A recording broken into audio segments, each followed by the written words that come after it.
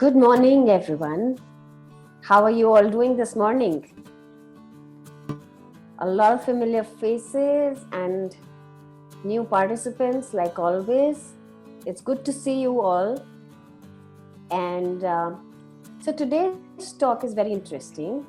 We have Dr. Sonu Saini with us. He is a well-known expert in Russian language and literature in India. He is working as assistant professor at Jawaharlal Nehru University, New Delhi. He completed his PhD in Russian documentary prose from the University of Delhi and taught there for some years. He then joined JNU in 2012 as an assistant professor. He is considered as one of the leading experts in the field of innovative teaching techniques of Russian language as well as online teaching.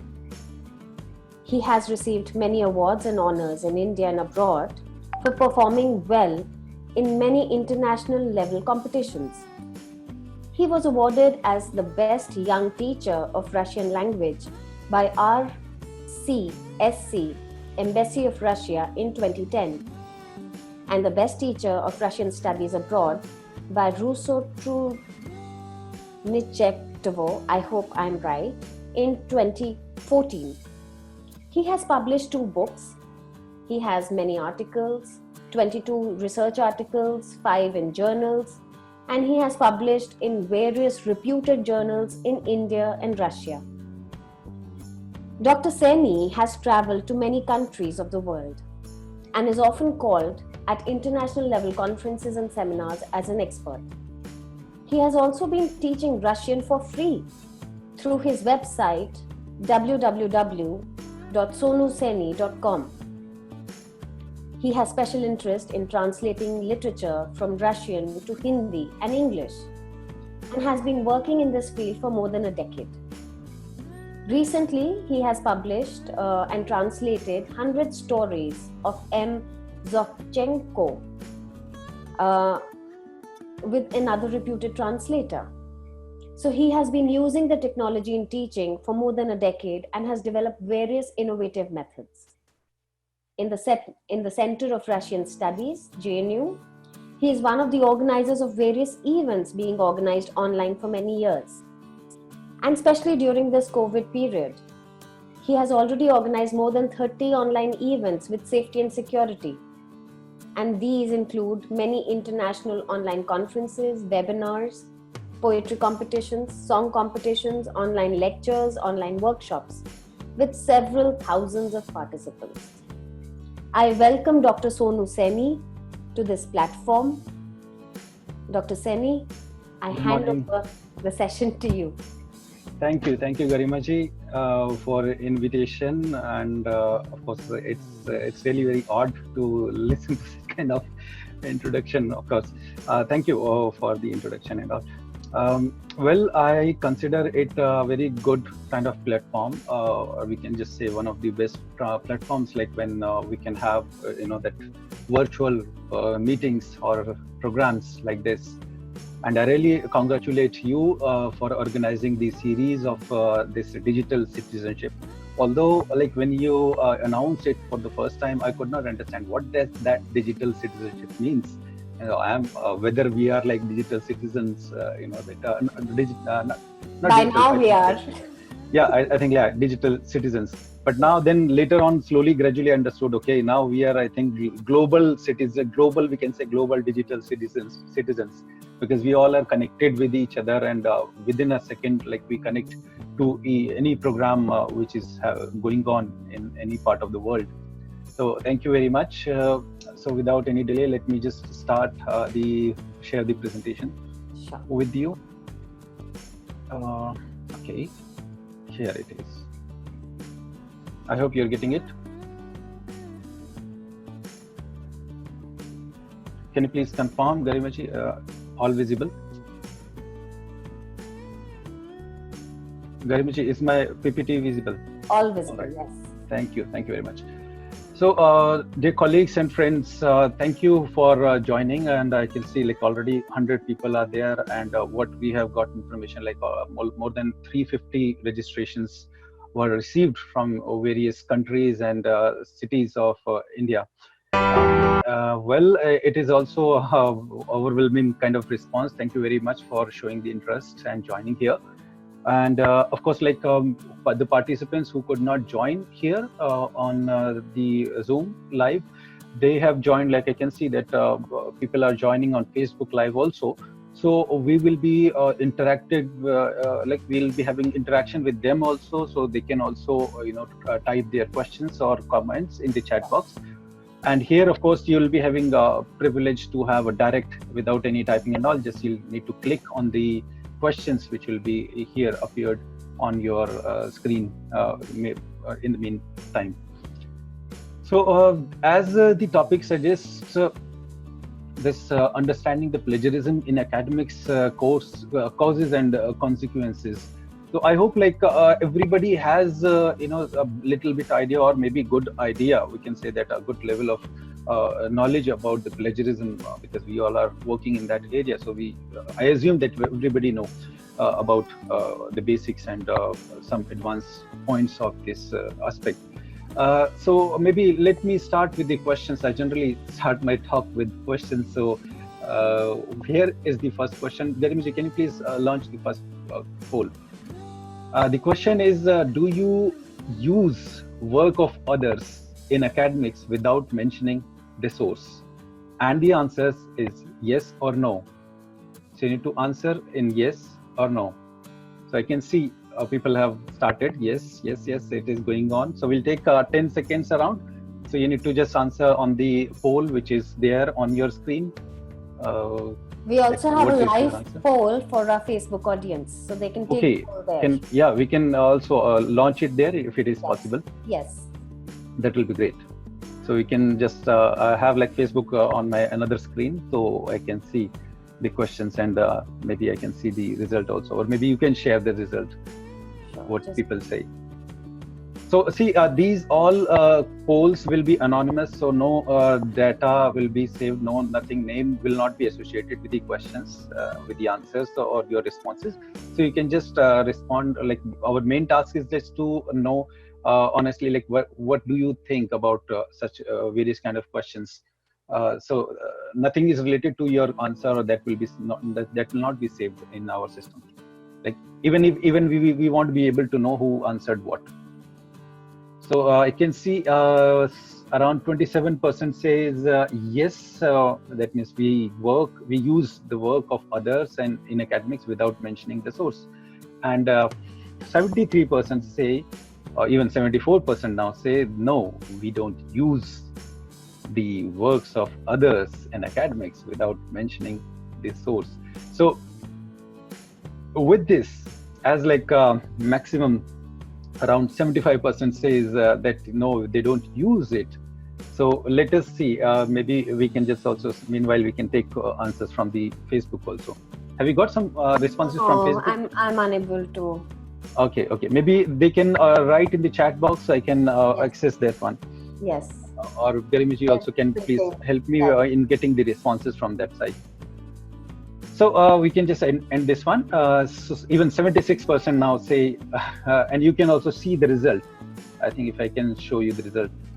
Yeah, I think you may be having the result on your screen, that around 76% say no and 24% say yes. Thank you very much for participating in this poll or answering to the question. Now, my response to all those say yes is something. Really?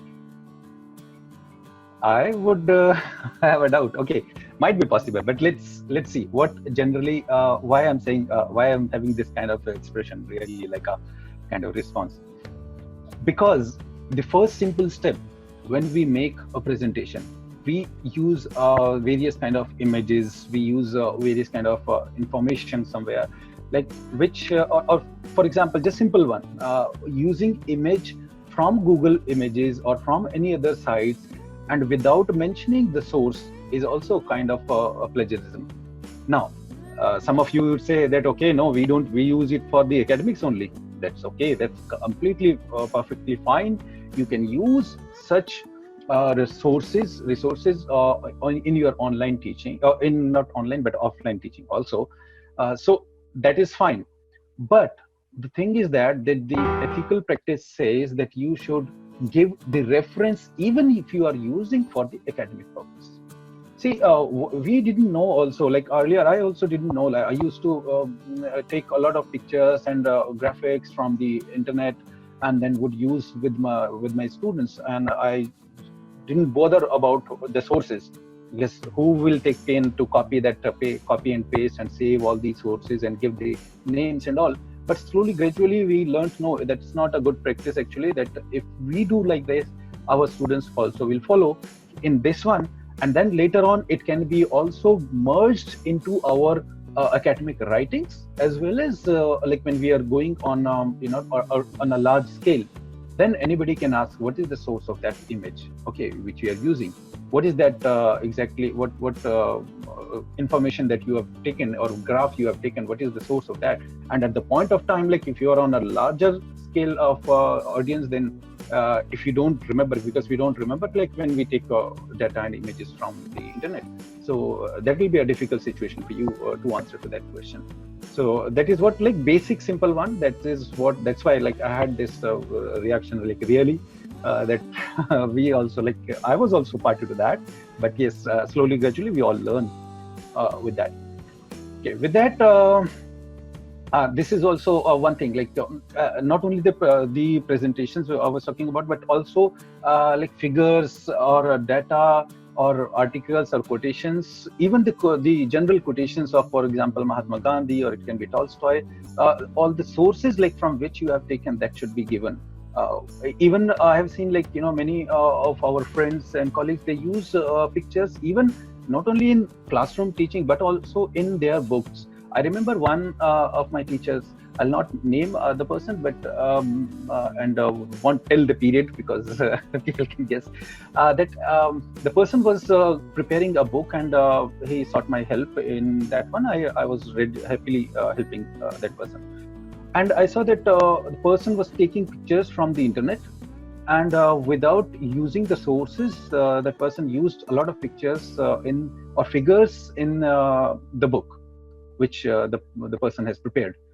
And I was, although of course I didn't had that kind of knowledge at that time, and then I didn't pay attention. But later on I realized, no, I think that was not a kind of ethical practice. If we are taking something like which is which is not ours, and we are taking into a book, which will of course in somehow give benefit to us in our career, then it may not be a good practice. So before, that is why, like that before using such kind of pictures, or even in books, in articles or something like that, you should always give the reference. Now what it leads, let's go further. Another question, we have another question about, right, about the awareness, like when should we start? What do you think, like when should we start learning or teaching about plagiarism? It must be started like in school, when we are in school, or when we are in college or universities, or can't say. So here's the poll now. So Devi or Sajano, please poll to answer to your question. To this question, I can see already people have started. Wow, what a brilliant audience we have, like so quick. We all are very They're quick. very enthusiastic. Yes. It's really nice to see that people are clicking in a frame of seconds. That yes. Already I can see that more than 50 have responded, and we can see yes. It is going on. So that poll is on your screen. Quickly, just we'll take another 5 seconds to take the results. And you can see, yes, it is going on, moving ahead. In this way, I think we can ensure whether like you are here with us, or whether it's okay, you can opt not to answer. You can just close it, that's okay. But in this way, like we can just interact and get to know, like, okay, how many of you are with us, and maybe sharing your opinion. Only 61% have voted. So 61, I really encourage everyone to please vote. Yeah, you're attending the session. The counting is going on, but that's okay, like, because sometimes it happens, that people by mistake they close. Yes. by mistake they close because it appears suddenly on your screen, and we say, oh, what is this basically? So sometimes it is by mistake it is closed, so they cannot get that poll again. Only people 66. That is also good, quite good. We are in first division now. Yes. Our audience is in now first division. So yes. So maybe we can just close this one to save some time. So we can share the result here. What you all say. Can you share the result, please? I have. Yes. Yeah. All right. Good. So 64% say school, 14% say college, 22% say university, and 2% say can't say. You know that why I asked this question, because you may have observed if you have kids around in your family, and you know that they get such kind of assignments or project or homework to solve such kind of things. What the students, like in schools or school-going students, they do what they do. Like they may ask your help or a person who is there, like from their parents, and then you know, suddenly you may realize that students may start or the people may start you know, using their internet resources. They may be copying, they may be, you know, just copying, pasting all the stuff and giving a good kind of assignment or homework with a lot of pictures, without a lot of data, which has been maybe, like for example, if a school-going student got assignment to write an essay on, for example, cow. Of course, he or she may ask you or maybe anybody in the family, but generally what the tendency is that we are having less time when we have watch nowadays, and earlier we had a lot of time when we didn't have the watch. So here students, the school-going students, people they may feel, okay, that I'm not getting response, maybe, or maybe I can do better because my friend is doing from internet, so I can do it better from here. So they may take help. And of course, unknowingly, they are not taught to, you know, give the referencing and what is that plagiarism and all. And even teachers in the school, they also won't pay much attention, because that is not their task, that is not there in their syllabi. But yes, I also believe that if we teach them, or if we make this awareness in school, then it will be awesome, because it is the time like when we practice such kind of we can say malpractices, and then slowly, gradually they are sticked with us, and unknowingly, like when we are in college, in academics, then we even forget like whether that is a different phenomena. So that is what I would like to also say, that yes, our schools should now start. And of course, if they haven't studied and they are in college, then college may be the best place to start with such kind of awareness programs. And the universities, of course, there, like where you are compelled or you have to learn about plagiarism, otherwise it won't go further. So briefly, what our talk will be on these 6 points will be there. Like I'll be briefly telling about the points. So types, of course, will be there. Like I'll be telling about what kind of types are there. Causes and safe practices, how we can practice them safely. Unintentional plagiarism, which is also very common these days, and what can be the consequences. And of course, at the end, I'll give you a sweet demo of tools and interpretation. This will be very, very important aspect. You know why? Because many people, you may have seen, you know, that you may have heard or got such kind of news. Oh, that person has copied, or that person has plagiarism of 50% or 60% or 70%. And then you quickly believe into that. Oh yeah, that may be possible, that yeah, he or she was writing a lot, or maybe he or she may be copying from somebody, or then using somebody's data and putting in on his or her name.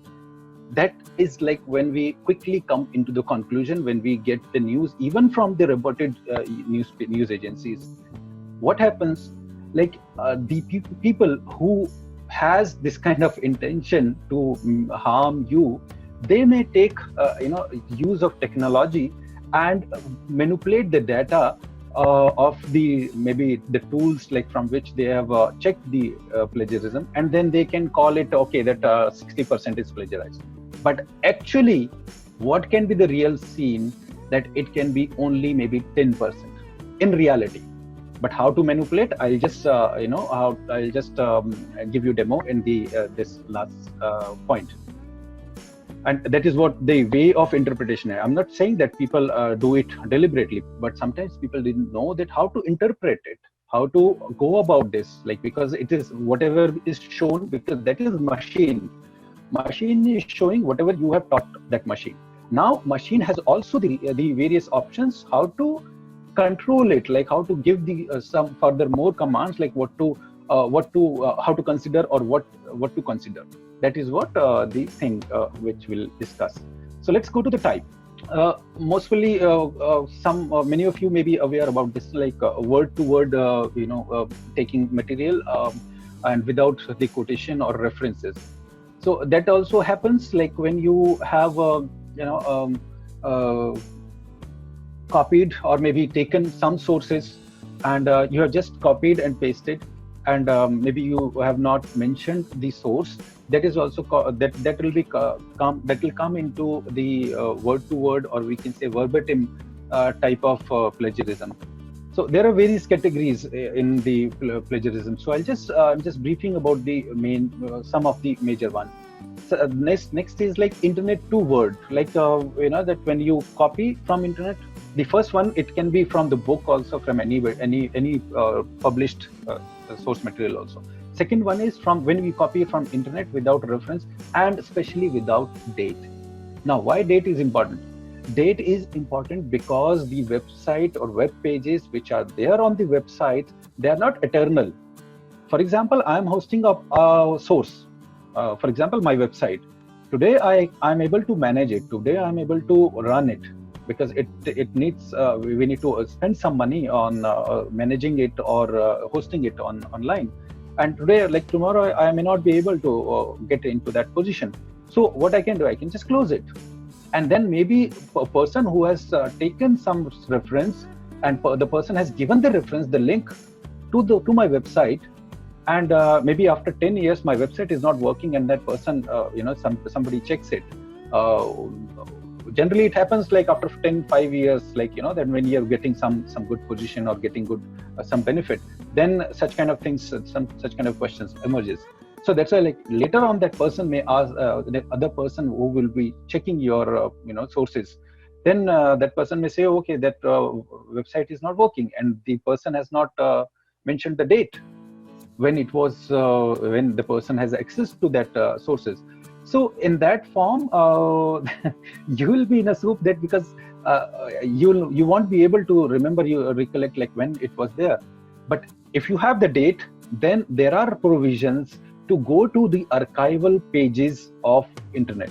Like if my website is closed, so I can just go to the archival tools and retrieve as per the date, that okay, on which date, like for example 10 years ago, on this date, or in this month, what was the data on this particular link. And then in this way I can verify if you mention the date. That's why date is very, very important. Now this third category is like self-plagiarism. Just a minute. Oh, my system is hanging. Okay, maybe I hope you're getting these PPT. Yes, we are. Yeah, but yes, it is hanging. So I'll just till it responds back. So in the meantime, we can actually prepare for the next poll. We have a few questions. Wait, just a minute, Okay. Just a minute. I'll just tell about the programs over here. Yeah, that's or how maybe technology is. So yeah. So next category comes as self-plagiarism. And self-plagiarism is, of course, many people may have query about what is that self-plagiarism. We are just quoting our own material, so what is harm in that? And they maybe that various kind of questions may be there, like okay, that somebody says, like the authority says, you publish articles from your thesis, and then they also encourage us to, or maybe people encourage us to publish the book or monograph. So that is also one of the thing, like dilemma kind of thing, which comes very often in the mind of people, that what is that, then where the self-plagiarism will go. Absolutely. Right. Just a minute. I think you're getting my PPT. Absolutely. All right. So we are back. All right. So, yeah, it's working now. Yes. Good. So that is what self like it is also a kind of scenario when you maybe published something in past and you have of course claimed it, and then later on, like after 5 years, you are maybe using the same data, same analysis, same figures, or same whatever the production you had done 5 years ago, and you're using it again and claiming actually the new one as like it is your new project or new article. Then it is a problem. There is no problem when if you use a particular amount of your previous data or previous material and then you just mention it. Like for example, yesterday we were talking about this to Garima ji, and we were discussing about Yes. So we were discussing about like what like UGC said that do not the self-plagiarism is also one of the categories like which may not be tolerated in academics. Yes, it is. Absolutely, fine. yes. The norms are very clear that even if you are plagiarizing your own self without putting it and without giving a proper reference to your earlier work would count as plagiarism. Yes, yes. See, when it happens, like as I told, that it may be possible that your article have been published. Like in previous talks, we were discussing this with the advocate, with the publisher, with the other Even people, with your experts. Even with your thesis, a part of your thesis, if you plan to publish it later, Yes. but you've already published a few articles from it, you'll have to change the language. You will have to include and update the new language, the new data. Right. The thing is that the law says, the copyright law says that if you're using any data which has been published earlier and you have taken some benefit of that, then on the next publication, like for example, I published 2 articles from my thesis earlier, and now I'm going into the monograph. So if the point says like whether when I was publishing earlier, have I mentioned that these 2 articles are the part of my thesis, that has to be mentioned in the article. That, or maybe at the end, or maybe in somewhere like in beginning, or somewhere like it should be indicated clearly. Then later on, those 2 articles are the the essential part of my new publication, new monograph. Then there also I may change, I may update it, because of course what has been published 5 years ago, the scenario may have changed, so I may change a bit. Or even if you are giving the same data, then you just mention those 2 articles in your monograph that these have been published in this article, this journal on this date, and they are. And when you are even claiming it, when you are claiming the monograph, you mention that this portion has already been published in the earlier publications. Then you are totally safe. Then it won't be called as self-plagiarism. That is what UGC also say. Yes. Now, paraphrasing, replacing words. This very, very nice and artistic quality of our friends, and sometimes also we also play with such kind of games. That okay, something has been seen on the internet, and now we can just play with our languages. Okay, we can use another word, and we can use we can maybe replace one word, and then it'll change into replace all. For example, maybe a home to be home we can change into house, and then maybe other words can be changed into similar words, and then we can just get out of the plagiarism. No, it's not like that. It's all about idea also, because you can play with certain kind of games for short period, but later on for a long run, it's not a recommended kind of job. The next type is like erroneous. Erroneous in citation. This happens very often. Like when we also work, sometimes we by mistake we copy paste some other link or other source in the article or in the book, and it happens. Like we all are human, and that human error can be possible. But that is what we need to just check on. That is all. But even you cannot be pardoned off because of that, because it is done out of error. No, it cannot be pardoned off. So you need to just double check. You need to verify, all these sources and all. There is one interesting industry which is emerging up is pay and play organizations or agencies. We call You them know, ghost writers. ghost writers, right, right. Ghost riders and writers, very similar name. So what happens, like, you know, that if, I think 2-3 years ago when I was visiting Moscow, one of my friends who was there in PhD, I won't again name, that person said that person was unable to write. That person was not capable enough to write the thesis, and the articles were required. So when I asked, like, how are you working on that, so that person said, we have the, you know, that agency which take 2000 rubles, similar to 2000 rupees, and they write the article for us. Okay, but how will it go to, like, ethical practice? Oh no, everybody does like this. And we can see that in you know, Delhi University Mukherjee Nagar, or here in Sarai, a lot of hoardings, like, we write, you know, that the articles here, and we get mails also with such kind of advertisement. So that will of course called as trouble if you use such kind of you know, agencies. Today or maybe tomorrow it will be revealed. So, and even you are also not sure. Even you know, once I experimented on this one.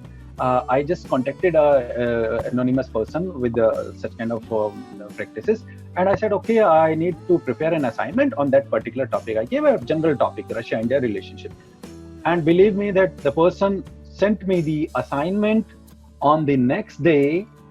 And of course, first that person asked advance, like 500 rupees. I said, okay, I'll just give you 500 rupees. I've transferred it through Paytm, and I just wanted to check what quality they give.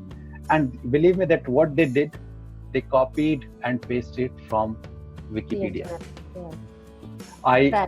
I used the tool to detect, like, Turnitin. I used Turnitin and got the report like 85% plagiarized. I sent this one to that lady, that person, sorry, that see, this is what it is showing, that it is 85% plagiarized.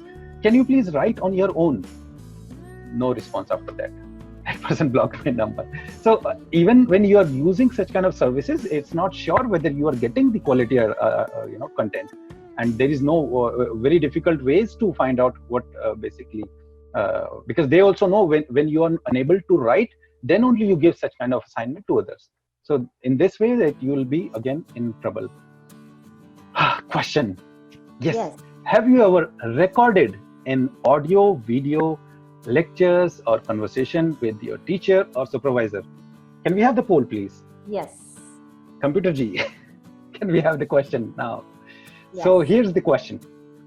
Wow. Oh, quickly, so quick. You can see that quickly people are answering. Have you ever recorded in audio? So it's all anonymous. Please, you may use any the truth or your real experience. Have you ever recorded in audio, video, lecture, conversation with the teacher or supervisor? Let's see. Okay, already 56 have already answered. Yes. Oh, wow, that's good. Now we are on in the first division with the participants within seconds. Okay. So 5 more seconds. 5, 4, 3, 2, 1. Bam. Wow. So here we are. Yes, it says 50-50. It's really a bit of vulnerable, a kind of the response we get here. I was not expecting this much of honest results. I was even thinking that maybe people would shy, but thank you very much for telling this openly, and of course it's all anonymous. Sometimes we this kind of practice is very popular these days. What is happening? Maybe you have seen the result, and then yes, what is happening? People are recording the lectures just to help maybe themselves or to their friends who could not attend the class. Or there is also one commercial aspect to that.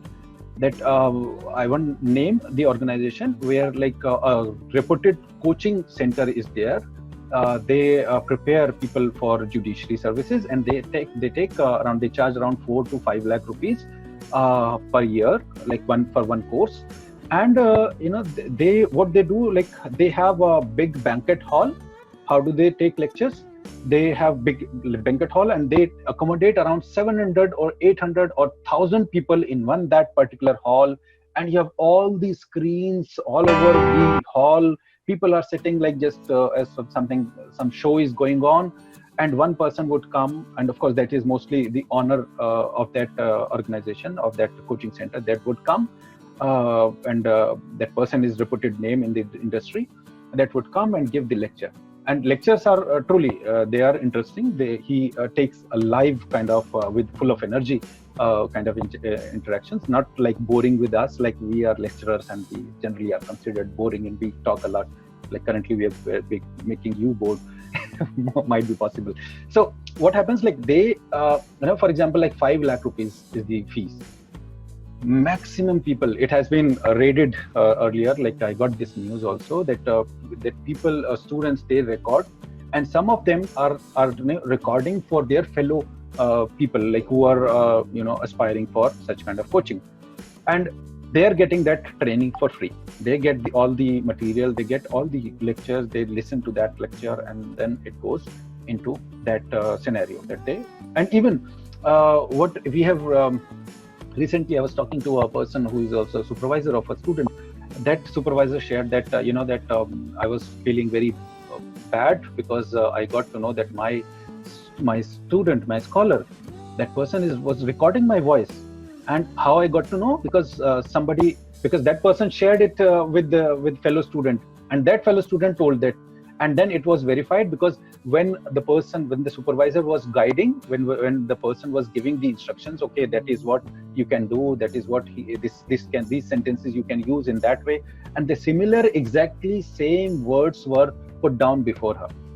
So that is here. That is like, it shows that it verifies what the other person says, that yes, that person has recorded and that copied and pasted by listening to those words, like Amritvani, and then that was all on the paper. That is what maybe many of you won't know, that maybe doing it without any information on that, maybe awareness is not there, that recording of the class or content or lecture without the consent is also offense, and you can get punishment on that also, because the Copyright Act 1957, the article number 2N says that lecture or speeches or preaches, they all come into that periphery. So you cannot record the such kind of lectures. You can use it for academic purpose, but you cannot share it or spread it.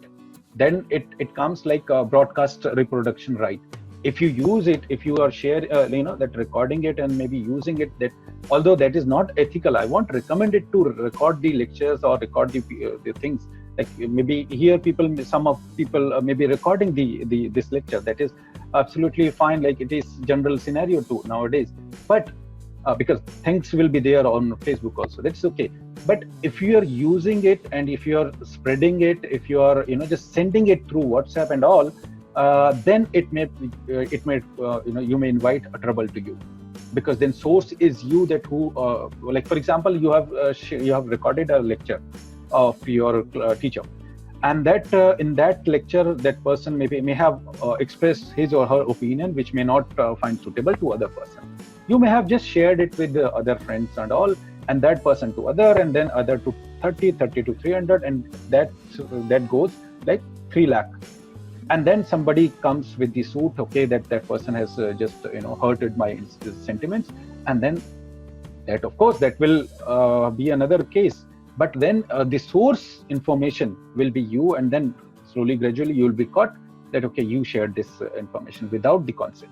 So that Copyright Act 51, article number 51, says that it is also an infringement of copyright, spreading the recordings for even sale, profit-making purpose. But if it is clearly for academic, for learning purpose, that is fine. It also violates, like when a person is going to claim that person, then it says that it violates the Article 21, that right to privacy. And under Section 66E, the Information Technology Act, you will be also booked. You may be booked in that act also. Okay. So this point has been okay. That is point is not here, right? Just wait. Okay. So that is what the thing comes like when you have such kind of practices that may hurt you or may come with you a lot of times. Such kind of problems, or like when you are using somebody else's data when they come to disturb you. Maybe you have some general idea like when they come to disturb you, what happens actually. Like you have copied something today that may not disturb you today, not disturb you in 1 year, not 2 years. But as I was talking earlier, when you will be getting some kind of position, or when you may be getting some kind of reward or kind of award, then there may be people who may not like it. They would go through your data, they would go through your articles, they would go through your thesis also. Like recently, you may have heard about, or you may have read about the one of the colleges in Delhi University, is that principal of that college, news has spread out that that person used plagiarized material in thesis or somewhere, like article, that whole article was published in his name without mentioning the original author's name.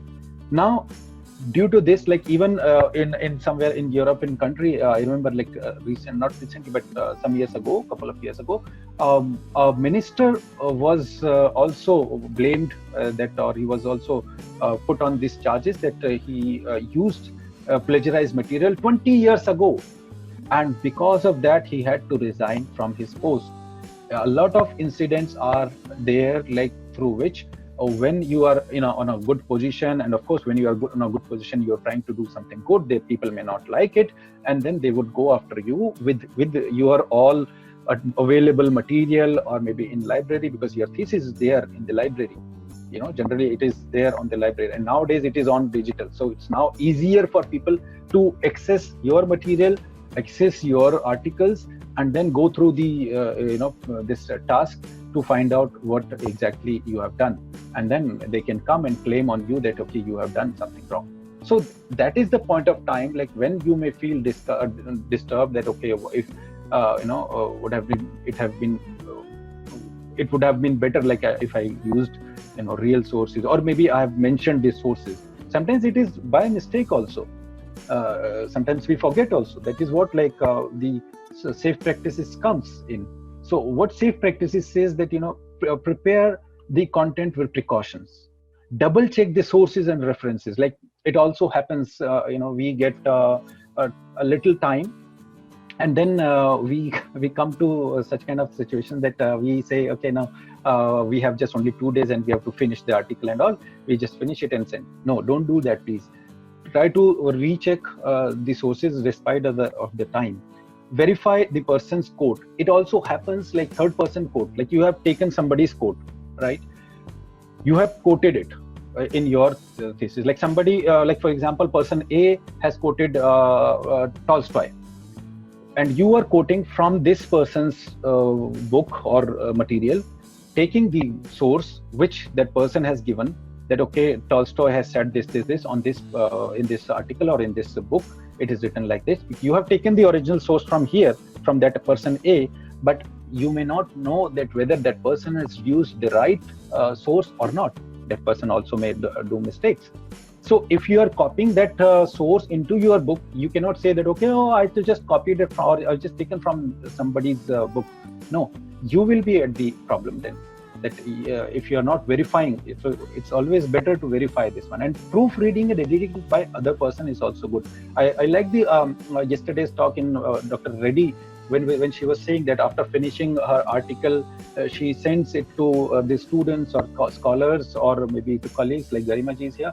So to just go through about the article, because they also are the people who can contribute in such kind of practices. Okay, that something is not right, and they can suggest you, advise you that what can be done.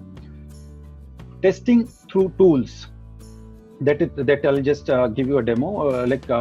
Before sending or before submitting the your material, test it through the tools. Generally, Turnitin is one of the topmost tool through which you can assess the the originality. Claim only authentic works. As I said, that just claim the exact type of works. So last question to you, quickly. I think we are running out of time. So last question: which source of format or which style of referencing do you prefer to use? Garima ji, can we have? Yeah, Yes. good. Quickly, we have 10 seconds to go. Which type of sources or style of references do you use? It can be in text or footnotes. In text or footnotes. In text was there earlier, like when people used to write, like examples are there on the screen, where you put source in bracket in the text and give the reference at the end, or maybe somewhere in the middle, or at a designated places. Footnote is like exactly that, with the superscripted numbers, and the source is given at below at the page. Yeah. Yeah, at the bottom, or it may be end note also. So we can see that already 64 people have 63 have already voted. So we can take this one. Thank you very much. 65 have. Oh wow, we have wonderful audience. Yeah. Yes. Thank you very much. So we can share the results. Yes. So 61% say they use in text, and 39% say footnotes. So one suggestion, that in text is the broad practice which is there with a lot of many publishers. They ask for in text, references. But what the problem is there in text, I was expecting this kind of response, because many people say that, okay, use MLA type on in text and all. What kind of problem comes here, that it may be considered as hurdle when you are checking it through any tool. But if you're using footnotes, then it will exactly tell about the real kind of, or maybe just more towards the accurate report. Because sometimes it happens like you have mentioned it in the brackets, and maybe you have not put the quotation mark or single inverted comma. So then what happens, like any tool will consider it is as copied material, and then it will be added into your report. That is what I'll just show you in the demo here next. I think it should come. Okay, now, the reason before coming to the demo, then we have this like unintentional plagiarism. This is also one of the type of plagiarism, like when you forget in flow, and when you have a wrong citation, when you have followed somebody's third person's plagiarized material and replicating your own as like self-plagiarism. Now, before going to the demo, this is the last point, like what kind of consequences can come. These are the legal, consequences. The copyright owner, of course, can claim the legal action, or claim any kind of monetary or financial, or it can be any other things. And the minimum punishment is like 6 months of imprisonment, and minimum fine is 50,000 rupees as per the Section 63 Copyright Act 1957. And by the way, you know that this Copyright Act was there even before independence also. It was there in 1914, like it started with 1914, somewhere in India by the Britishers, where like in UK it was launched somewhere like 1911. So it was adopted even after the independence with certain changes. So what happens, like if you have done something wrong and then person has claimed or put a complaint, then the officer of sub-inspector rank or above may come and seize the work. Or if you are working in a company, if you are involved in such kind of practices, they will seize all the plates and copies without any warrant. So they don't want any warrant. They can, if they have convinced that okay, this has been done, so they can come and take such kind of actions. And each person who is connected to that production in offense, which is like problematic content, then they will be held responsible, whose name are there on the book, or maybe who are connected with the that particular material. And of course, trial goes under Metropolitan Magistrate, Judicial Magistrate of first class. These are the general legal consequences. And then you have consequences of academics, like which are there, which are important to us. Like it can lead to a withdrawal of job, promotions, or benefits taken based on that plagiarized material. Financial loss, of course, can be there, and the amount of financial punishment that can be decided by the court. Cancellation of the academic degrees, like if students have used such kind of practices, for example, copying thesis from somebody's thesis, then the first thing, like the cancellation of degree, then expulsion of student from this institution, and of course it is like very kind of psychological stress when you are having this kind of practices. So I'll just quickly give a demo of the tool which is there, like which this Turnitin is of course paid program, which has been subscribed by our library, our university, and they have given the charge to the IDs and login IDs to all the faculty members. And faculty members have the options to enroll their students. Like they can, so that they can also check before submitting, they can also check their originality report. That it Similarity report, not, I won't say that originality, but I would say similarity report. So I'll just share that window. I'll just give you a live demo so that you can understand how to interpret and how to go about that one. So I'll try to log in. I think you are getting my screen. I'm Yes. sure about that. We can see your passwords too. Yeah, password cannot be seen. I have hidden that.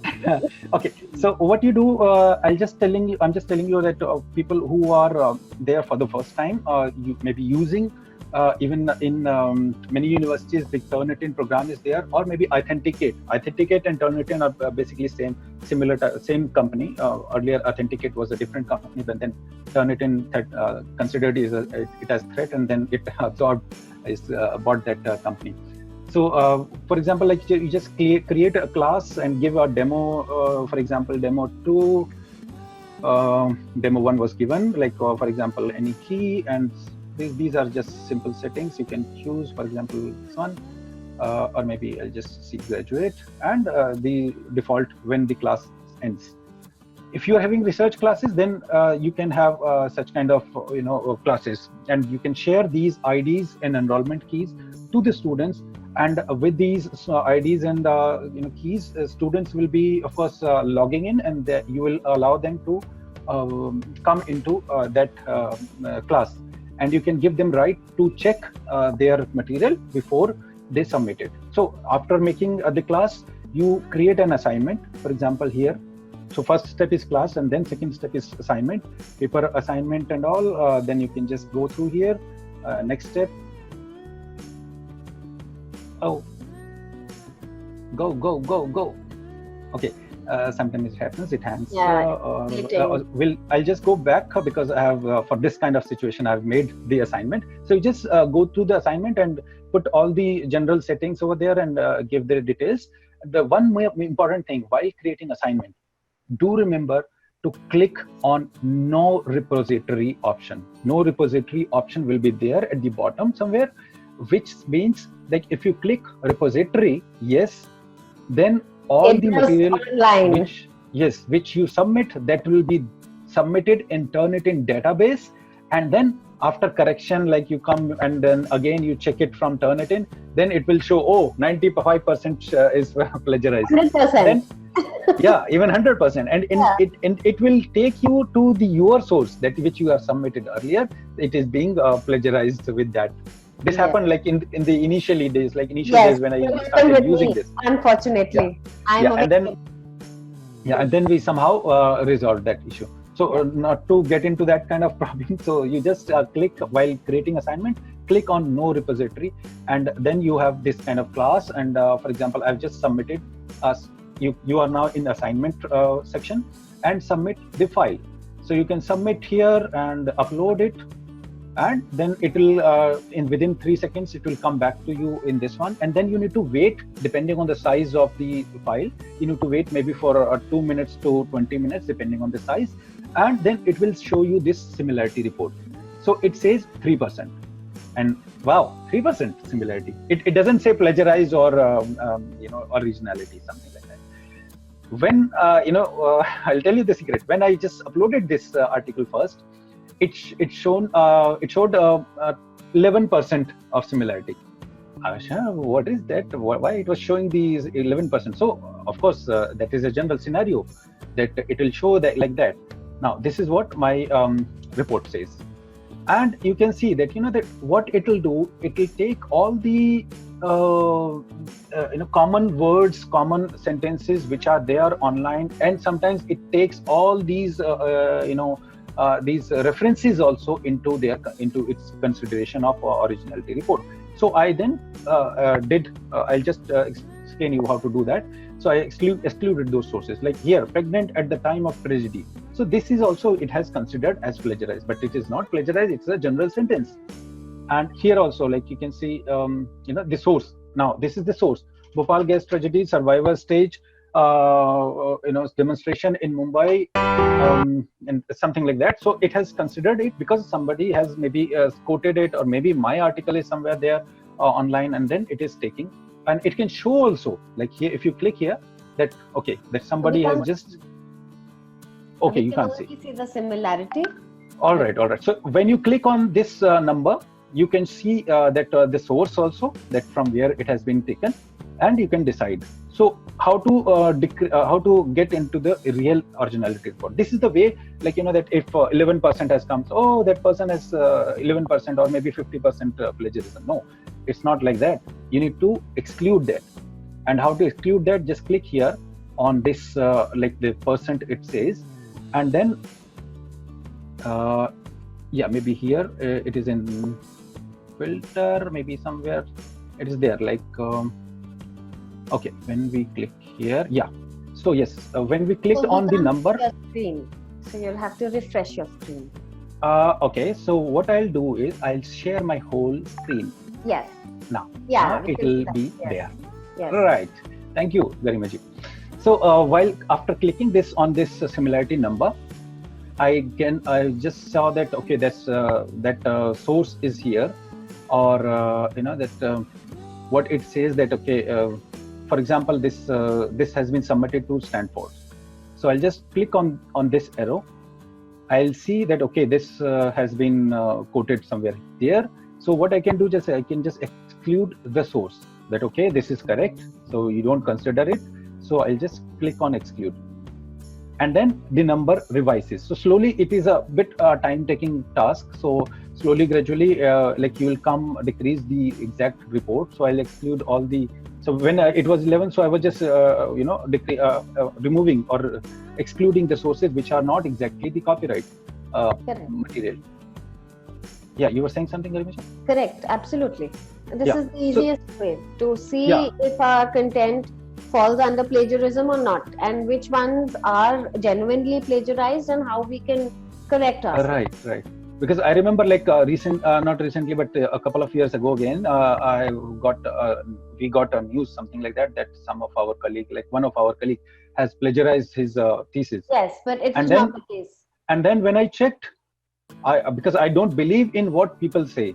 Generally, I don't believe in WhatsApp, like whatever it comes. Even I don't believe on the news channel or news reports, because sometimes they may also have some that limitations. They may not have heard both the parties. They may not have the real sources. Somebody has, like for example, my friend is reporter, so I can feed a wrong reporting to that person, and then that person can publish it in the way.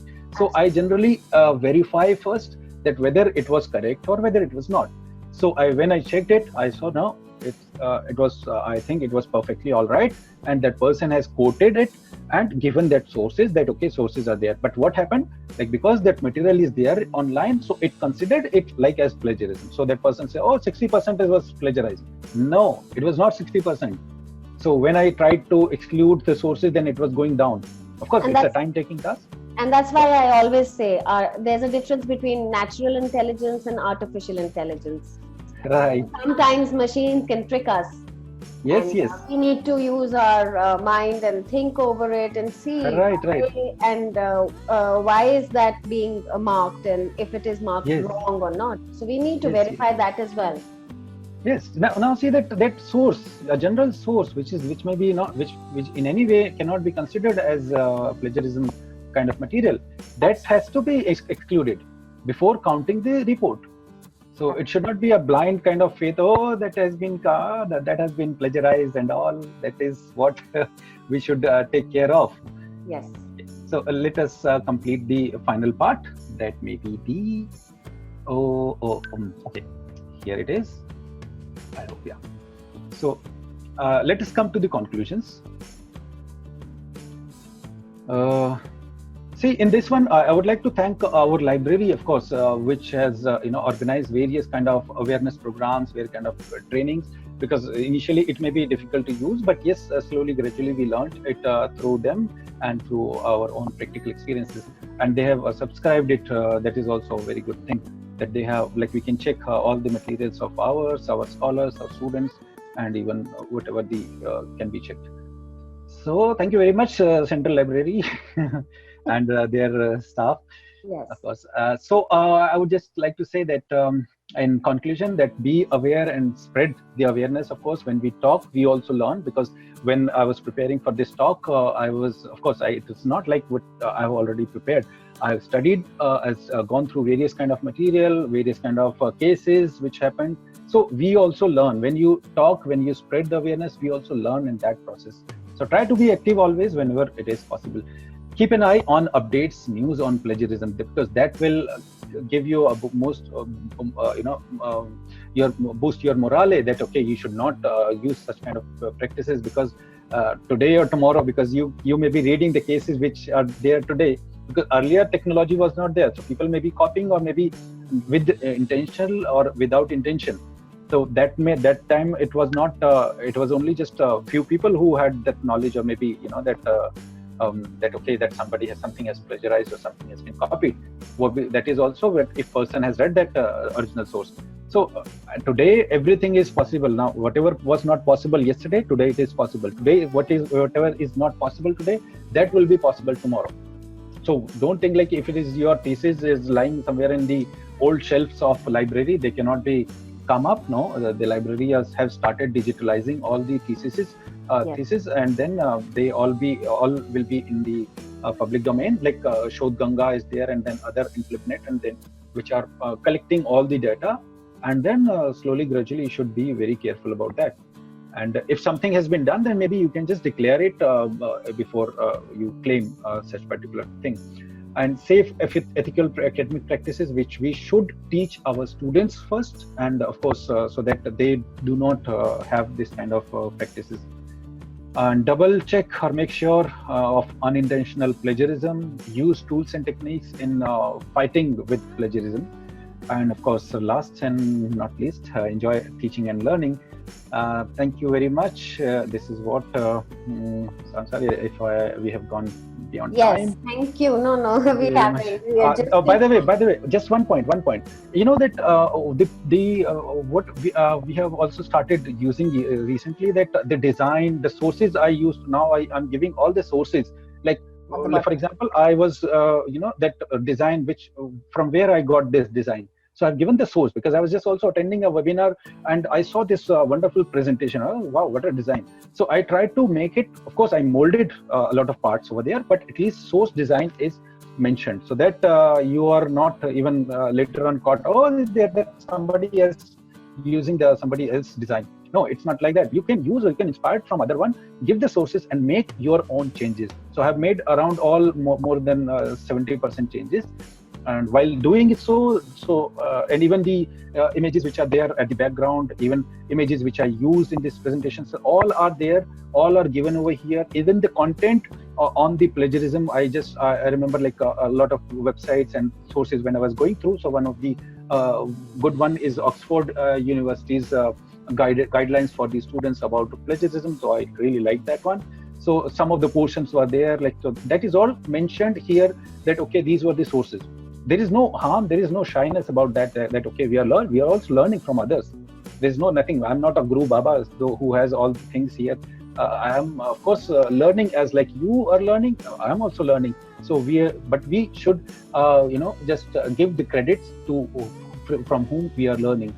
Like recently, we have organized various kind of programs, and we could have seen that people have used, of course, our design of poster, our design of form, of questions. That's okay. Use it.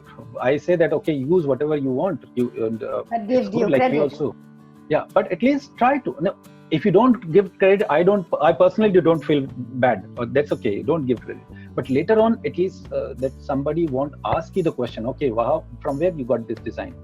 And one of the colleges in Delhi University had a similar poster like ours, that which we of course we created it for spending like more than 8 hours or 9 hours on that, and that person has used the whole design, but that's okay. But So try to there's a give credit question. so that Yes. please come. Let's Which come is to the questions. related to what we are talking about. So All Sapna right. asked us, and she is a little too humble to say that it's a very ridiculous question according to her. If she takes a screenshot of your PPT and acknowledge you as well in it and share it with her friends or students for help, will it be Yeah. called plagiarism? No, if you have taken any, that screenshot or anything from here, and you're using it for academic purpose, and you are giving the credit or giving the source, then it won't be called as plagiarism. But yes, if even you are, for example, although it may, I don't know, it's not worth to sell it. For example, if you have recorded all the whole lecture and you're using the same material and selling it somewhere, or maybe you are participating in some kind of event which is charging money, like I can see that many programs are charging 1,000 rupees or 2,000 rupees as registration fees. So you are party to that. Either you are not charging, you are directly, the organizers are charging, but at least you are party to that. Then you should not use such kind of material. And if you are using it, take prior permission from that particular author. Okay, so should we take up questions Yes, from please. the chat box? Chat box also, from Mike also, if you I think let's make it more interactive. Let's Yes. have people talk. So please raise your hands from your participant list, and we would. And we can take some questions from Facebook also. Yes. I was looking at the Facebook. Yes, there were some questions. Priya has her question. Priya, please unmute yourself. Yes. Firstly, let me just commend everyone. Thank you, Garima, for hosting such a wonderful, well-informed and well-conceived lecture. And thank you, sir. It was very informative. So I have a very simple question. Like when we talk about plagiarism checkers, like you made a very nice point, Garima, that, trusting natural intelligence over artificial intelligence. How much can we trust, plagiarism checkers? Because personally, I have not relied too much on these aspects. So, but now I think it's the need of the hour that we have to be careful before actually submitting, articles or whatever we are publishing. So how much can we trust technology? I wanted to know that, because as you said that we could minimize the percentage by, how you showed us in the demo. So how much, and as you said, it is a little tedious. So how far does a academic accommodation or a scholar needs to go to make technology sort of the partner and not the enemy? Because I think that's my question. Thank you. Thanks. Thank you for the question. Priyaji, thank you. When you call it a simple question, of course, it's not simple. I can assume. But yes, I'll try to answer to that question. And you have raised a very good question, Priyaji. See, how you can trust on technology? Of course, you at the present, for example, the COVID time, we don't have any other options. We have only the technology to trust upon. And the people who are creating such kind of tools, they're of course also learning. So there may be possible, like that currently on Turnitin, I could not find the option which says that exclude all resource, all that such kind of resources. So I have to go one by one. So that is what, like, first of all, like, it is your wiseness, like your wise, your thought, your intelligence, that you how you are going to minimize it. Don't minimize, like, because it has taken one of my paragraph and I will, how can you say this? My whole paragraph is copied. No, I'll exclude it. No, just trust it. If it is there, then go to the original sources, check it whether it is maybe it is your own article or your own material. Go to the source. It is only one click away. Go to the source and then find out, okay, how you can just rectify it. Either you can give the reference, could put the quotes, give the reference and the date, or when you access this the date, the material. That is one option. Second option, and of course, if it is like not worthy, like for example, it is taking material which is there in a common knowledge, or it is fact, or it is a general thing, then you can exclude with your own intelligence. That is what Garima ji also said, that technology is there, of course, a big help to us, but your own intelligence is also must. Priya, I would like to add to what Dr. Saini said. Technology is there to help us, not to scare us, number one. And number two, we need to use it wisely, because we are using technology. Technology is not governing us. So it is our intelligence and our common sense which would guide us then to figure out what would count as plagiarism. Why is it being marked, first of all? So you need to ask yourself a question: why is it being marked? And if it is being marked, then am I choosing some words which fall in the category of, let's say, I tried to read some article and I'm quoting that author, but I did not quote and paraphrase it, but probably it's a bad paraphrase, and it still shows a similarity index. But then, well, you can paraphrase even if a language is an issue. Not, I don't think it's a major concern, because if you're giving your sources and if you're giving due credit to the author, stating that these are not your thoughts, I don't think you need to be scared at all. So of course, I completely agree. It's not to scare us, but it is to help us. And now, how we are taking its help, that all matters. Yes. So, Dr. Sunita Vijay asks, how do we acknowledge someone's idea that we may have used? Of course, this is very, very important question. Like, for example, I'll just give you with the example.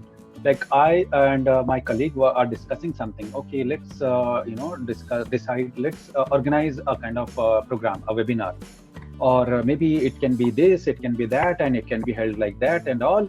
And you go to organize on your own, without telling, without informing that person, and then that person may get to know later on about that thing, that of course it's a bad thing, it's unethical practice. If you have informed that, okay, look, I am going to organize this, and this is what the thing will be. Absolutely, the person has given consent. Oh, that's very good. That maybe, first of all, maybe you are willing to organize something, and then second is, I am also giving that consent. Please go ahead. It's a very good idea that you are organizing, and we are there to help you whenever it is required. And then second thing, for example, you are going to write a book, and then you are discussing, or maybe you're just discussing among your teachers, or maybe your friends or your colleagues, that okay, let's see, this is the material which people required. Like, for example, you have a conceptualized idea in group, that okay, maybe we are just going to maybe maybe we can put a book or maybe material like that, and then you conceptualize idea, maybe you discuss, or maybe you just show, and then later on you find that person has used the same techniques, the same method, the same format, the same text type of thing in his or her material. Of course you will feel bad without giving you credit. Then of course, and then generally people do not report such kind of things, but of course if somebody reports, then they may be in a suit, they may be in a problem, because there are a lot of thousands of type of ways to detect who had this particular idea before you, because all the dates are saved, the computers, the mobile, and everything. It is absolutely saved. There's always a timestamp. So Akhauri Nitesh has a question. And we would ask you to unmute yourself. Yes, Nitesh. Okay, hello. Hi. Okay. Thanks a lot, Sonu sir. Not only for this lecture, but all the lecture during this lockdown.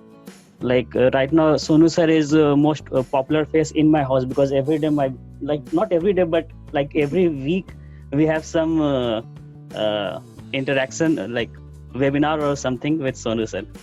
So thanks a lot, sir. Okay, so the question, sir, how? My question is, actually it's not very clear, but maybe please you'll explain this. Which idea we should put for source? For example, Pushkin was born in Moscow. I don't know this. I didn't knew this fact. I've seen it on internet. So do I need to mention each and everything? Every new knowledge that I've seen from internet or from book, because this is very obvious thing. Personally, I think I don't need to mention each and everything that we have seen on internet, but it is considered that, okay, I think you understood the question. Yes, I understood. Thank you, Nitish, for this good question.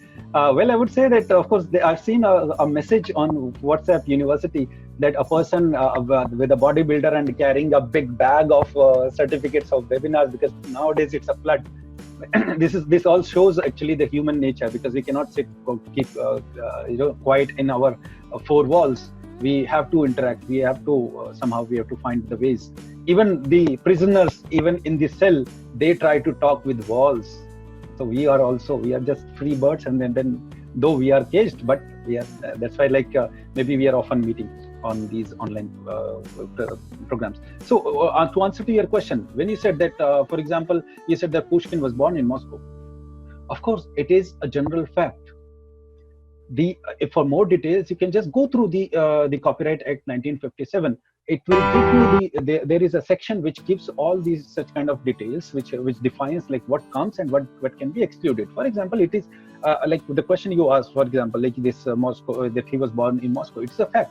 It's a known to fact, right? That there are 9 planets in our university. It is like or maybe 8 or maybe 11. So that is all planets are there. Yeah. I'll like to add, Nitish.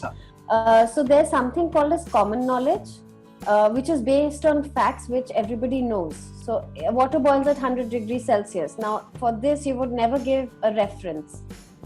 So things which are known commonly, you do not need to give any reference. If the facts, let's say Chandigarh is in Punjab, you don't need to give a citation to that. But if I say that most people in Chandigarh, or maximum 60,000 people in Chandigarh, are suffering from diabetes. Now, if I have a number, I would need to say where I got that number from, and then only give details. So to check that, the easiest method is, if you've read that line that, Chandigarh is a city in Punjab, at 10 places in reference books, it's common knowledge. Thank you, Garima ji. I also just like to add, what Nitish's question is, I didn't know. For example, I didn't know Chandigarh is in Punjab, right? But I'm reading it for the first time. I'm a school-going student, and I'm just reading it for the first time. So, for example, now, Nitish, for example, you are reading Moscow is in Russia for the first time. No, it's not required. Like, it is all, as said by Garima ji, that it's all common knowledge, and you have a general idea about the common knowledge and the exact details. Like, as the brilliant example was given by Dr. Garima, that the number of diabetes people are suffering from, that may be the exact source for data which is to be sourced, which has to be given a reference, but not the general one, where it's got. Professor Meethanarayan was raising the hand. I think maybe Professor Meethanarayan, maybe you can use the virtual hand so that you can come, because on screen it's very difficult to see. Yeah, maybe we can unmute her. We can unmute her. Hello, ma'am. Good morning. Good morning, Garima. Let me congratulate you first for organizing such a wonderful webinar. And of course to Sonu, Saini, my colleague and a very close friend of mine, who is always doing wonderful and important jobs even during this period. So I just wanted to add to what he has said. The first important point, that when it should start, I truly agree that it should start at the school level. Most of our young colleagues, and they have school-going children. I would just like to narrate 1 minute of an incident. I remember I was in class 6th way back. I'm a professor, so I'm plus 60, but way back when I was in school, and I wrote a small story which got printed in a school magazine at that time. And so the matter was over. Just a few days later, in an acquaintance's house, their daughter, the parent was showing it very, very, proudly, that my daughter has won an literary award of the school. Of course, it's not that big award, but of the school, because of the story which she has written, and it has been published in their school magazine. So out of curiosity, we were all, present there. We just read the story, and it was the same story which had been published in my school magazine. So that time we didn't talk of plagiarism, and only the names were changed. But it is a lesson for the parents also, for the school authorities also, how to teach, how to have this, it's a moral teaching, that what you write, you should write your own. And a small child of a class 6 would not have grasped this knowledge of putting it forth just in the same manner as it would have been helped by the parents, I'm sure, at that time. So it is very, very true, whether you call it plagiarism at that time, but original work, putting it forth, your creativity is a very important aspect which has to start from school level, and then it carries forward. So that is one thing very important which you said, Sonu, and I think it should be inculcated somehow or other in the school teaching, on these platforms right from the beginning. The other thing is, which is a theoretical question, which I wanted to clarify, like as teachers, when we teach, from matters, from theories, from which are already there. It is theoretical presentation of knowledge which is there, especially on theoretical stuff, which you put it in your own words, but you explain it by taking it which is already given.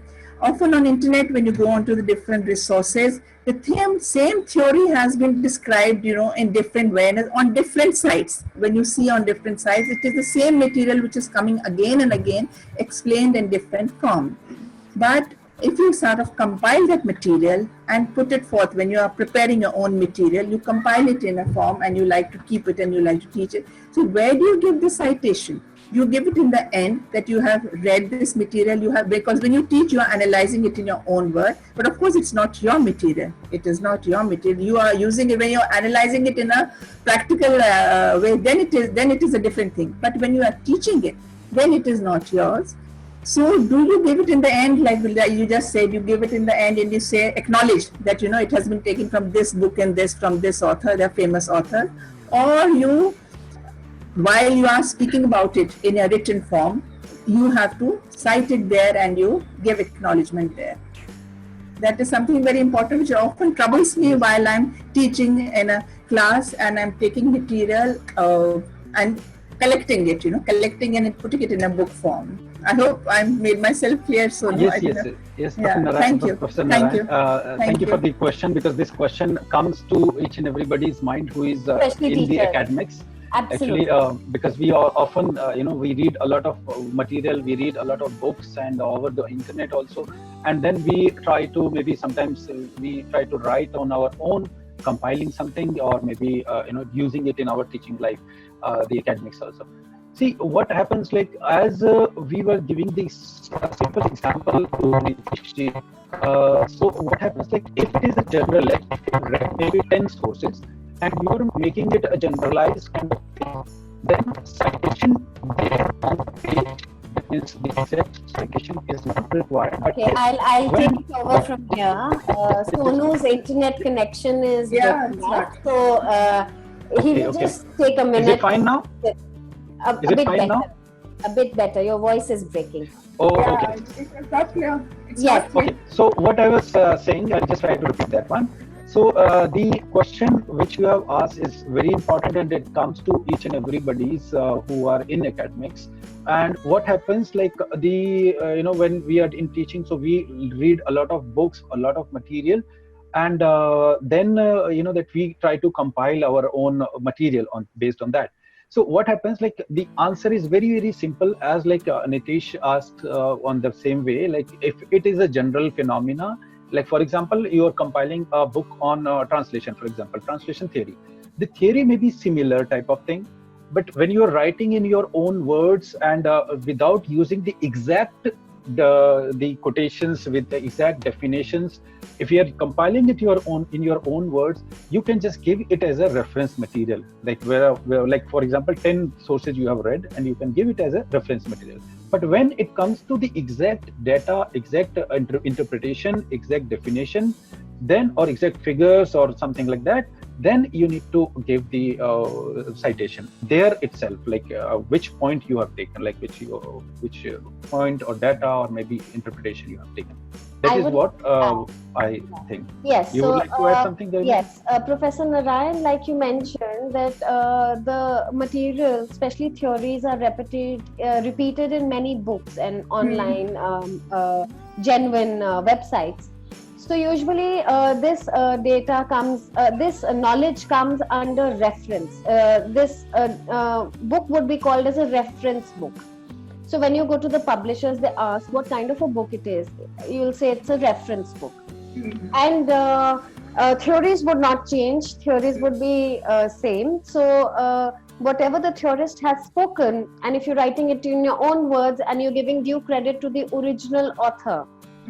If you've read it, let's say I've read Plato's work from Plato's book, and not an edited book, then I've got the primary source with me, and I can interpret it and write my own version about it.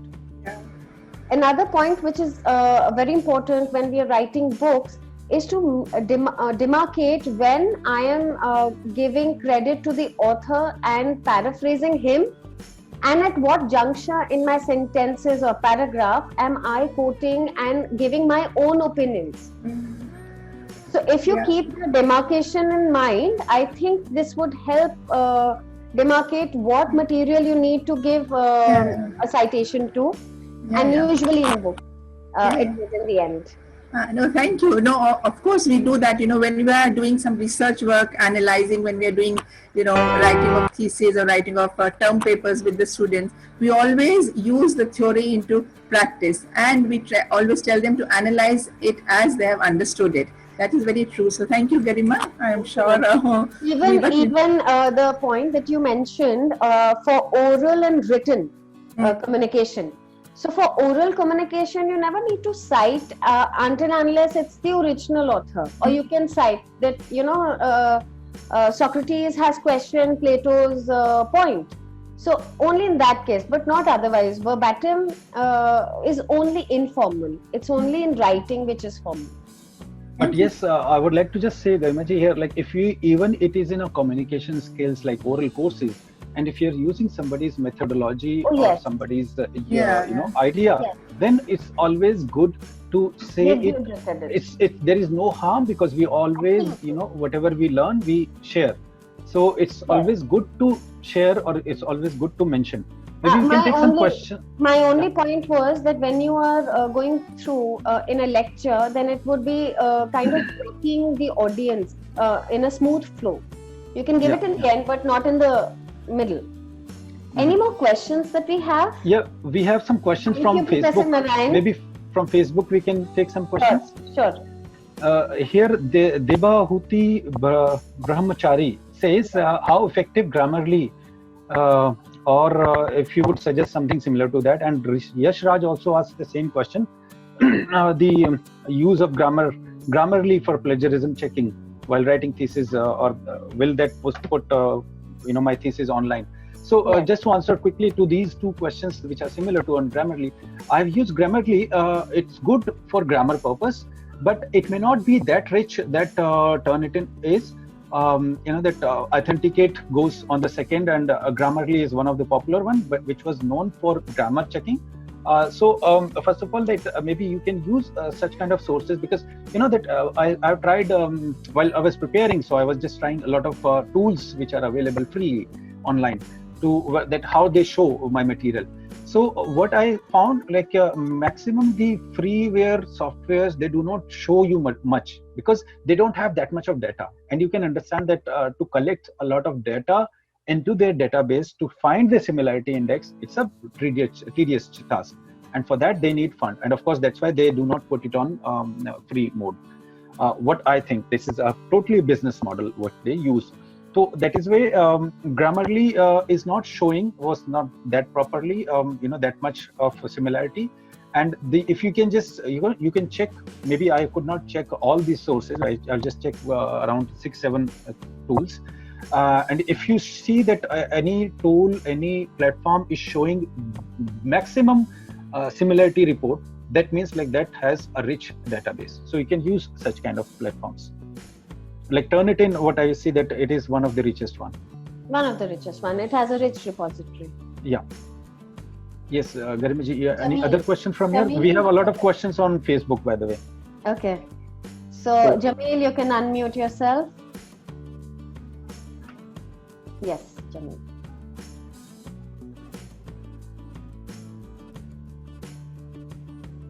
Jamilji, you need to unmute your mic. I think he's lowered his hand. Okay. We can take more questions from Facebook. So, yes, we can take. Mr. Khan asks, when we will upload our file in the Turnitin plagiarism software, there should Yeah, I got it. Sorry. I just forgot to mention this. When you are submitting your file to a good kind of platforms, if you do not allow them to put into their repository, like for example, I showed that example on Turnitin, that if you disallow them to submit your file into repository, then it won't go online. They cannot use it, though it may be there in their data. It may be stored in your account, but they won't be able to legally use that. But if you use third party or free software, we have no guarantee. Like we are not sure whether they are collecting your data or they are really checking your data. Really? So use the authentic, Yes. after having some research. And before we take any more questions, may I ask everyone to please switch on their videos so that we can see them and probably take a group photograph. Okay, before going to the question, we can come to the photo session. Yes. Okay. Hi. Let us. Wow, we can see a lot of colleagues. Yes. Richa ma'am is there. Gautam is here. Kiran ma'am is here. Probably I know a lot of colleagues are there. Thank you for being connected. Yes, thank Here, you. I mean, it's a lot of Praveen Babarji is here. Sajal De is here. Sajal De sir is here. Praveen ji, thank you. Praveen ji is our deputy librarian of Central Library, and they are doing a tremendous, marvelous job. Thank you very much. They're helping us with Turnitin. Sandesha ji is also here. See, we can just only see the people who are in with their camera. So please quick up, quickly. Let's switch on the camera, and then so that we can have a photo session. All right. Yes, we are getting the cameras on. Oh, yes. Khayati is here. Yes, we can see it. Please switch on the camera. And quickly. Attending our LEC classes. Yeah, we can see Haida Alpha with the kid. Wow, that's good. It's really a challenge. Like sometimes my wife also, watches or attends such kind of webinars, and then kids around. It's a really challenge. Thank you very much. I can see it's really a challenge, and you're doing it. That is a wonderful job. So we still have photographs. Amran, I can see. Gautam from Petersburg is here. Wow, so many. Yes. Professor Narayan. We could have had a photograph with her. Anyways, so we've taken ample. We'll be sharing them on Facebook. Thank you so much for joining us. Any more questions? You can address the questions. If you can see here in the chat box, I can just quickly go through the Facebook chat.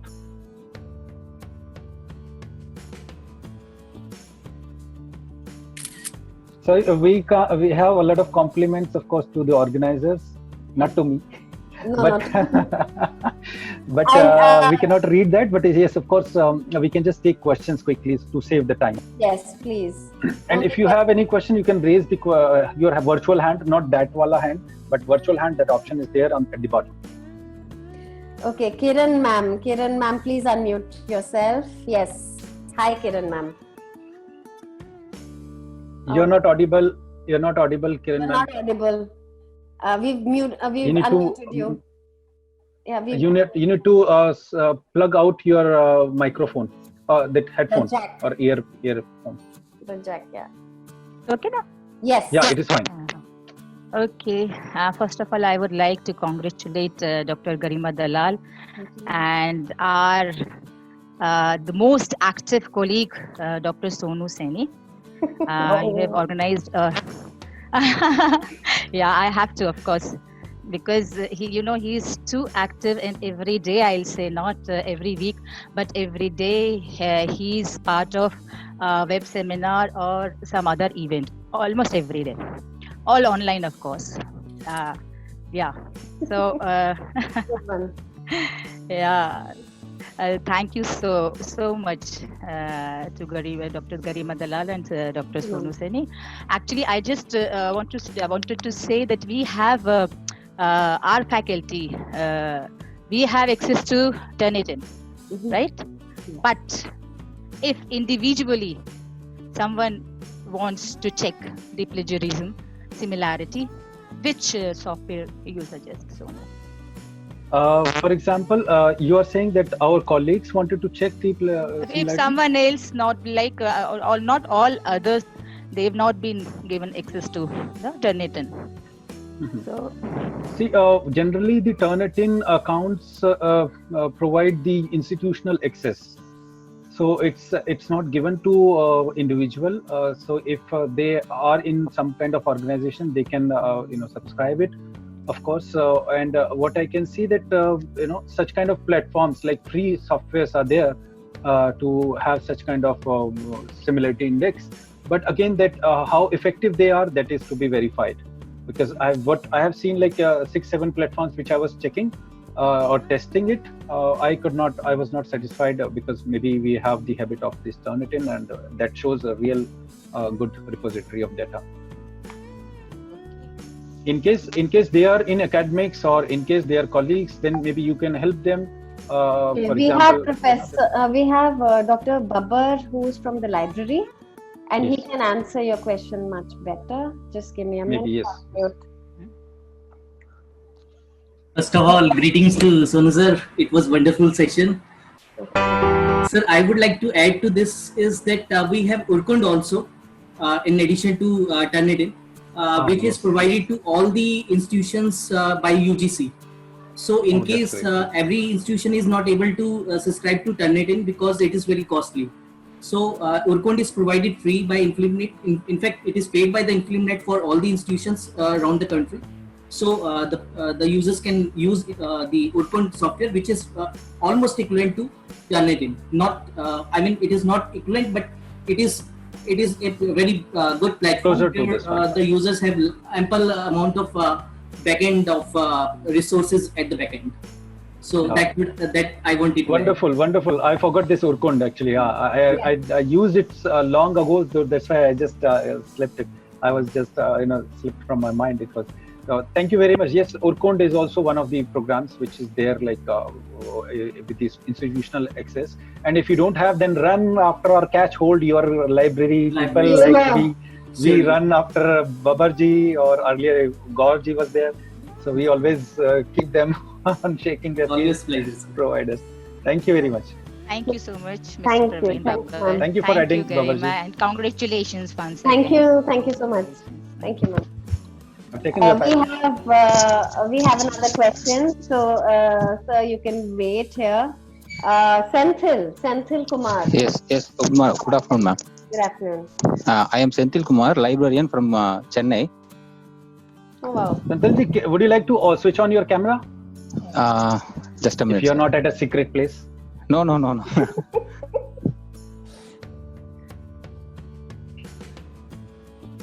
We're sending you a request, but you are rejecting it. Rejection Okay, sir. is also good. Yes. Yeah, it's nice. Yeah. My question is, still the Turnitin is quite costly, right? Yes. Yeah. There are institutions, they are procuring Turnitin for their institutional usage. And same time, they are doing some outsourcing. Is it legally correct? It's illegal, as per my understanding goes. But so far, we couldn't find any case related to that. Because many times, even on Facebook, I have found a lot of people selling accounts of Turnitin and other softwares like Grammarly, and these are paid versions. Probably they make sub accounts, but it is definitely illegal. Illegal only. Yes. Yeah. Totally illegal. Yes, I agree. What kind of a consequence if they found whether the institution will able to answer. Professor Babbar. Yes. Should I add to that? Yes, sir. Actually, we sign, every institution signs to sign the license agreement with the Turnitin. So as per the agreement we sign, it is highly unconstitutional or highly unofficial that it can be shared for other institutions. It has to be used by the bona fide users of the institution itself. It cannot be paid, made a paid service. Like if JNU wants to make it a paid service for other institutions, it is not possible at all as per the license agreement we sign. And the publisher, the Turnitin at the background or any other software doesn't allow that kind of provision. So I think it answers your question. Yes. I think yes, and even I would also like to add, like even as a teacher, you have the rights to create users with like which will be exactly your students. And for example, if I add somebody else from the other university or from other thing, then I may be in trouble because I'm just violating the, as Babarji said, that violating the terms and condition of the contract, because we are not, we are clearly told, or it is clearly mentioned that we can create accounts for sub-accounts for the students. We can enroll students only into our class. So that's why outsourcing and such kind of issues, like of course it's a very nice question you have raised, Santaji. So that is what, like I think it's very illegal, and later on consequences may be various depending on the. We have another question from Mr. Singh, Damar Singh. You've been raising your hand. Yes, good afternoon, everyone. I am Damar Singh South from Nepal. I am a teacher teaching in undergraduate level, and we are also conducting some webinar like this. First of all, I would like to thank for this great, wonderful presentation of Sonu sir, and I am also grateful to Madam. It's really enjoyable and very, you can say that, motivating program. Here, I generally use these types of webinars, and I use ideas from these type of webinars, and I take screenshots of these slides and take these slides to present here also. Then how can I cite these sources in my presentation? Is it necessary to cite these slide sources while we present in front of our students, like in our remote area of Nepal? Or if we do not cite, it can be called as a plagiarism? I would like to ask this question.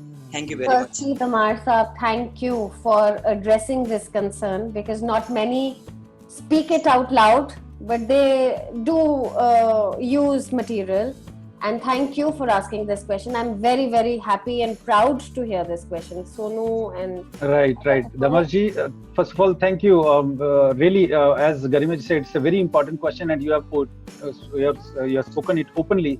That's really a kind of kind of good job like you have done. But what I would say that, you know, that as you are saying that you have taken pictures or screenshots, see, our students, what they do, first of all, I would like to say that our students follow us.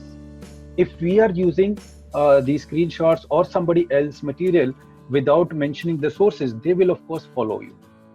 Even in class, like in class, if we are using some kind of pictures or videos, you know, we have downloaded a video and we are just showing it without the source, then of course they will also follow. And then later on you will say, oh, you are in your thesis, you have copied it and you have not given the sources. No, because you taught it. Because they will follow, of course follow. Of course they can, most of the students won't say this, that okay, you have also done this. But what I would say that like here in my presentation, like the design source, design which, you know, that round, and then these graphics were there. That was, I've given the source, that it is from the presentation of Professor Amarendra Behera from NCERT during a webinar. This is what I could remember. Like when I taken that screenshot, I noted that down. Okay, that is what, like it is by Professor Amarendra Behera, and I got to know that okay, that he has designed it very well, and I molded it.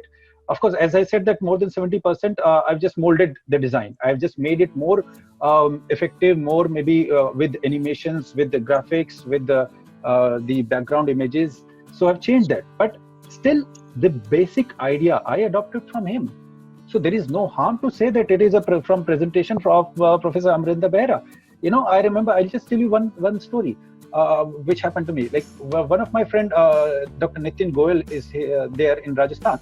And we were there in Delhi University doing PhD together. So after, like when he submitted his PhD, so he said, you know, I have 450 citations or references in my thesis. I said, what is this? What is this nonsense? I have just only, I've just used 265. I remember the exact number. I used only 265, and that you're using 450. It means it is all copied. He said, no. And we had that debate. And then I realized, no, it's not that. The sources, the number of sources you are mentioning doesn't means that you have copied. It means that you are referring to each and every aspect from which you have taken. and then of course based on that something new you have created, and that is your thesis. And that is what will then it shows that how many sources you have read, how many sources you have gone through in preparing that particular thing. And then later on nobody can raise a finger that okay, you have taken this point from my thesis or my material. So that is why, like, even if you are using in the class, maybe you can just give the source that okay, that something has organized. If you don't remember exact the details, then try to retrieve whatever the detail. For example, the webinar organized by JNU, that will be also enough on the date. That one name may be not required because you may maybe you forget the name and all. Then at least whatever the possible details are required. So later on, if somebody points out the finger, then you can just retrieve the information. Yes. I think I have answered. Yes. Thank you so much for joining us. No more questions pouring in. I think we've had a great discussion session today. So thank you all. Thank you, Dr. Sonu Saini, Professor Narayan, Professor Verma for joining us, Dr. Babbar, and my colleague from LEC, Sandesha. So thank you all. I thank Linguistic Empowerment Cell for giving me this opportunity to connect with all of you and share knowledge and share more about being a better digital online citizen. So more to come. Dr. Saini, would you like to? Yeah, thank you very much. I'm also very happy, and because of this lecture, I also, just when I was preparing, I also gone through various aspects, and I also learned a lot of things for the first time. Of course, we studied it somewhere like in one of the book publishing courses in NBT, but still, like, when you're preparing something, like when you're preparing for a lecture, of course, you cannot go with the knowledge which you already have. You always have to brush up. You always have to give more updates. So that is what we generally do. And I think during this process, with the questions of our brilliant participants, with the responses, I also learned a lot of things. So thank you very much to all. And stay connected, stay safe. Thank you, Garima ji, for inviting. Thank you. Have a great week. Thank you. We hope to have such more events in future also. Yes, absolutely.